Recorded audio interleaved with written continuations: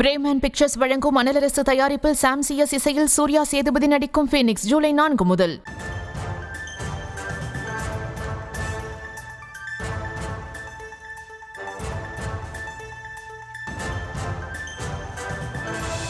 வெளியாக இருக்கும் அண்மை செய்தியாக நாம் பார்த்து வருவது சென்னை திருவொற்றியூர் பகுதியில் தேங்கியிருந்த மழைநீரில் மின்சாரம் பாய்ந்து 17 வயது பள்ளி மாணவன் உயிரிழந்த விவகாரத்தில் பாஜகவினுடைய மாநில தலைவர் நயினா நாகேந்திரன் கண்டனத்தை பதிவு செய்திருக்கிறார். அது தொடர்பான அண்மை செய்தி விவரங்களோடு எம்முடைய செய்தியாளர் ராஜேஷ் இணைப்பில் இருக்கிறார்.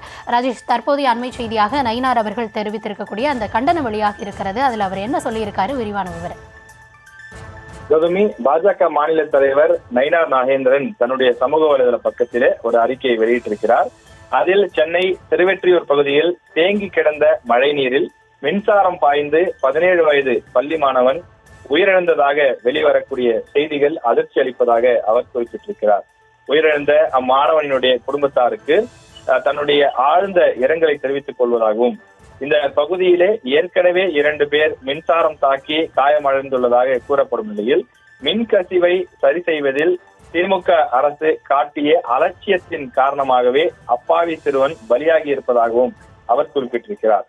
ஒரு நாள் மழைக்கே நீர் தேங்கும் அளவுக்கு தான் உட்கட்டமைப்பு வசதிகள் இருப்பதாகவும், பல நாள் புகார் அளித்தும் ஒரு சிறு மின்கசிவை கூட சீர்படுத்த முடியாத நிர்வாக திறமை இல்லாத அரசாக தமிழக அரசு திகழ்வதாகவும் அவர் விமர்சனத்தை முன்வைத்திருக்கின்றார். மாணவனின் மரணத்திற்கு பொறுப்பேற்று திமுக அரசு அந்த மாணவருடைய குடும்பத்திற்கு 20 லட்சம் ரூபாய் இழப்பீட்டுத் தொகையாக வழங்க வேண்டும் எனவும், சென்னை மாநகரில் முறையாக மழைநீர் வடிகால் பணிகளை துரிதப்படுத்த வேண்டும் எனவும் தமிழக முதலமைச்சரை வலியுறுத்தி கேட்டுக் கொள்வதாக நயினா நாகேந்திரன் தன்னுடைய அறிக்கையிலே குறிப்பிட்டிருக்கிறார். விவரங்களுக்கு நன்றி ராஜேஷ். பிரேமன் பிக்சர்ஸ் வழங்கும் அனலரசு தயாரிப்பில் சாம் சிஎஸ் இசையில் சூர்யா சேதுபதி நடிக்கும் ஃபீனிக்ஸ் ஜூலை 4 முதல்.